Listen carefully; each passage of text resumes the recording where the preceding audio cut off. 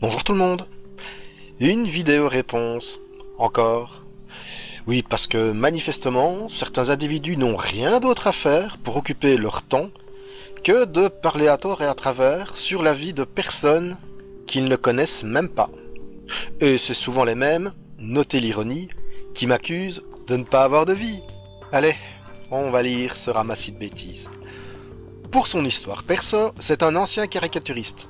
Alors non, pas un ancien, je suis toujours caricaturiste. D'ailleurs, il y a quelques semaines, je suis encore allé à une convention pour aller y faire des caricatures. Et je continue aussi à en faire d'autres, que ce soit sur commande ou pour mon compte personnel. Connu de personne. Oui, bah... oui, c'est clair, je ne suis pas une célébrité, mais comme 99% des artistes, ce qui ne les empêche pas de travailler également. Sa carrière est comme son intelligence, très pauvre. Bah oui, voilà, hein, vous noterez l'insulte en fait, hein, simplement. Il a avoué avoir tout plaqué, tout abandonné avec H, pour se consacrer à vélo couché. Alors non, déjà c'est pas pour me consacrer à vélo couché. Effectivement, à un moment donné, j'ai entre guillemets tout plaqué, donc j'ai revendu ma voiture, j'ai vidé mon appartement pour voyager plusieurs années. Et je l'ai fait en sac à dos, et puis ensuite je l'ai fait à vélo. Et j'ai entre autres financé ce voyage en faisant des caricatures pendant que je voyageais. Et ou en faisant aussi des illustrations, parce que je suis illustrateur aussi. Voilà, voilà, comme ça vous savez tout. Il émane certainement maintenant du CPS ou du chômage. Absolument pas, je ne suis ni sur le CPS, ni sur le chômage, je suis à mon compte. Et ce n'est pas faute de l'avoir répété à maintes reprises. Alors certes, je ne suis pas riche, mais ça ne veut pas dire que je suis au CPS ou au chômage. Ce qui du reste, n'est absolument pas une insulte. Quand vous utilisez ce genre de propos comme si c'était une insulte, en fait, vous salissez toutes les personnes qui sont au CPS ou au chômage. Et c'est clairement pas une bonne chose pour vous. Parce que quand vous utilisez ce genre de termes pour stigmatiser de manière négative une catégorie d'individus, vous ne montrez pas une image très glorieuse de vous. Bon, je continue. Son grand projet, arnaque à l'assurance en provoquant les automobiles et joue sur l'agression. Alors attention, ici, on est clairement dans de la diffamation. Le type m'accuse d'essayer de faire de l'arnaque à l'assurance en provoquant les automobiles et jouer sur l'agression. C'est de la diffamation. Je pourrais très bien porter plainte et il aurait des soucis avec ce genre de propos. Et allez, arrêtez un peu avec cette espèce de fantasme à la con pour le coup, du arnaque à l'assurance, genre de choses. On n'est pas aux États-Unis ici, d'accord? Ceux qui croient que il est possible de gagner du fric avec ça, en sachant qu'en plus, il faut payer l'avocat, il faut payer plein de choses. Enfin voilà, c'est complètement ridicule. Croyez bien que ça va toujours vous coûter plus cher, de toute façon. Et merci pour ta diffamation, mais il serait peut-être bien d'éviter de faire ce genre de propos publics. Rappel, c'est un délit.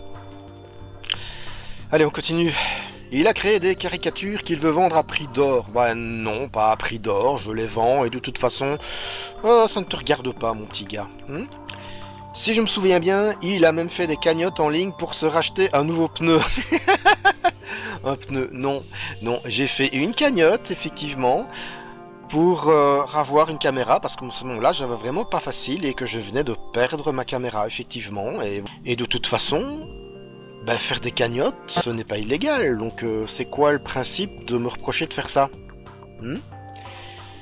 Donc allez, on continue. Tu as certainement remarqué, mais il prend en continu l'essence interdit, excepté cycliste, pour accroître ses chances de confrontation. Encore de la diffamation et un procès d'intention ici. Ben non, je prends l'essence interdit parce que principalement ça me permet d'aller plus vite parce que justement je ne suis pas bloqué dans la circulation. De toute façon, je n'ai pas à justifier pourquoi je prends n'importe quelle rue en fait. Je suis libre, comme tout un chacun, de circuler sur la voirie pour autant que je respecte le code. Donc voilà, encore un commentaire, mais c'est tellement déplorable. Ces gens n'ont rien à faire d'autre que de parler à tort et à travers sur des individus, juste parce que ils ne les aiment pas. C'est pathétique.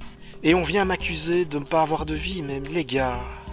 Mais trouvez-vous d'autres occupations que de lâcher votre fiel ainsi, c'est quand même... Mais c'est pathétique, c'est triste en fait. Ah oui, au fait, et pour l'exemple, si je faisais la même chose que ce fameux Harry Checha là, eh ben, en allant sur sa chaîne YouTube, je pourrais dire que, attention, ouvrez les guillemets, le type, il fait rien d'autre de ses journées que de jouer aux jeux vidéo et de lâcher des insultes pendant qu'il joue. Fermez les guillemets. Ce n'est pas ce que je dis, bien sûr, mais si je faisais la même chose que lui, c'est ce que je pourrais dire, parce que quand on voit sa chaîne, ben, il n'y a que des jeux vidéo. Voilà. Oui, c'est aussi stupide que ça. Bon, allez, là-dessus, on va aller vite, mais parce que, bien sûr, il y en a d'autres qui font pareil, évidemment. Ils répètent ce qu'ils ont lu, et ils pensent que c'est la vérité. Du coup, bah, ça n'arrête pas. Ils ont rien d'autre à faire que commenter, de manière complètement foireuse, à tort et à travers, la vie d'un individu dont ils ne connaissent absolument rien. Et ça continue, c'est quand même assez pathétique. Manifestement, ils ont rien d'autre à faire. Allez, tant qu'on est dans les procès d'attention, le fameux Joe VDV qui continue ici en me disant bah ouais mais vous le faites quand même exprès en prenant la rue des Carmes qui est un sul alors que vous pourriez directement prendre une autre rue blabla, donc c'est vraiment pour faire du contenu gna en gros voilà, je paraphrase. Mais enfin je suis désolé, je passe par absolument où je veux. Je n'ai aucun compte à rendre à personne de ce point de vue-là, comme n'importe qui. Si je décide de faire une boucle, parce que je trouve la rue jolie, je le fais. Ou parce qu'il y a un magasin qui me plaît dedans, ou parce que j'ai juste envie de prendre des suls effectivement pour éviter plus de... Enfin voilà, qu'importe de toute façon. Je fais ce que je veux, je passe par où je veux, vous n'avez absolument rien à en dire, et certainement pas porter des accusations sur le fait que je le fais exprès pour avoir du conflit. Si je voulais vraiment avoir du conflit, j'irais plutôt sur des axes vraiment très dangereux, des axes limite à 50 km/h, où il y a de la circulation continuellement, et il y a plein de rues comme ça, à Namur. Mais non, je prends des axes qui sont justement beaucoup plus calmes, en théorie, en tout cas à partir du moment où les gens respectent le code. Mais de toute façon, encore une fois, je n'ai pas de compte à vous rendre, je passe par où je veux.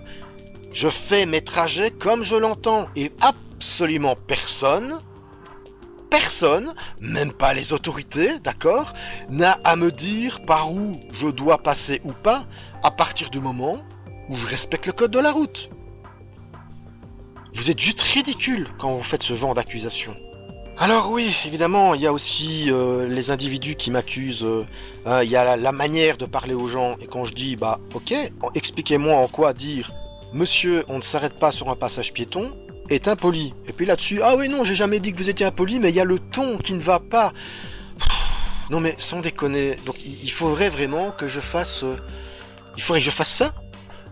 Pardon, monsieur, bonjour, excusez-moi par avance d'avoir l'outrecuidance de vous rappeler que on ne doit pas s'arrêter sur un passage piéton, mais excusez-moi, j'espère ne pas vous avoir heurté en vous rappelant ce fait. Sans déconner. Non mais, on en est à un point où on m'accuse même d'avoir un ton, alors que je ne fais que rappeler qu'effectivement, on ne s'arrête pas sur un passage piéton. Et ça aussi, on me le reproche. Allez, on va terminer par le petit dessert. Le fameux Zoyango, lui aussi un habitué des commentaires rageux, qui me dit que je devais absolument rouler à droite et donc longer les véhicules, dans la fameuse rue des Carmes, longer les véhicules par la droite. Et il n'en démord pas, Alors je lui rappelle que j'effectue un dépassement. Alors attention, effectivement, le dépassement n'est à considérer que pour les véhicules en mouvement, mais ce qui signifie qu'effectivement, je pourrais longer les véhicules par la droite. Je pourrais, je ne suis pas obligé, je peux le faire. En fait ici, dans ce cas de figure, tant que les véhicules sont immobiles, j'ai le droit de longer ces véhicules ou par la gauche ou par la droite. Mais je suis pas obligé de les longer par la droite. Enfin voilà, de toute façon on lui a dit expliquer plein de fois, mais non, ça percute pas, il n'en démord pas, donc ça ne sert à rien, encore une fois. Il prouve son incompétence en matière de sécurité routière, voilà. Et ensuite, évidemment, il m'accuse de ne pas céder le passage à un piéton. Hein. Alors, on va voir ce qu'il en est. Hein. Rien qu'avec cette capture-là, voilà, ça c'est le moment où je perçois effectivement que le piéton est là. On voyait bien qu'il est juste au début du passage piéton. Moi, je suis juste à l'entrée du passage piéton et je suis en mouvement. Ce qui signifie que si je m'arrête là, eh ben, je vais m'arrêter en plein milieu du passage piéton. Et je dois pas le faire. Donc qu'est-ce que je fais? Ben, je continue. Est-ce que j'ai empêché le piéton d'avancer? Est-ce que je l'ai forcé à freiner ou s'arrêter?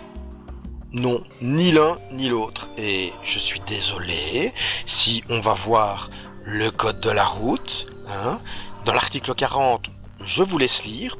Pour savoir ce qu'il en est du fait que je lui ai cédé le passage ou pas, voici ce qu'on dit par rapport au fait de céder le passage. Hein. Le conducteur qui doit céder le passage ne peut poursuivre sa marche que s'il peut le faire sans risque d'accident, compte tenu de la disposition des autres usagers, de leur vitesse et de la distance à laquelle ils se trouvent. On est clairement dans ce cas de figure-ci. En fonction de ma position et de la position du piéton, eh ben je pouvais continuer ma marche sans risque d'accident. Le piéton pouvait continuer sa marche et moi je pouvais continuer sans aucun souci. Et c'était justement beaucoup plus logique parce que si j'avais freiné, je me serais arrêté sur le passage piéton. Donc il est logique que j'ai continué mon passage. Et il y en a plein qui vont encore dire que je suis de mauvaise foi, mais non. Pas un seul moment, j'ai empêché le piéton d'avancer sur le passage piéton. Il n'a même pas été ralenti. On ne peut pas m'accuser de ne pas lui avoir cédé le passage. C'est sans objet. Allez voilà, je clôt ici, mais c'est incroyable hein, le nombre d'individus qui se plaisent à passer leur temps à raconter n'importe quoi sur des individus qui ne connaissent pas, tout ça pour les salir. Et c'est moi qu'on accuse de pas avoir de vie. Mais les mecs, il faudrait peut-être vous regarder dans une glace, vous pensez pas? Allez, bonne route tout le monde.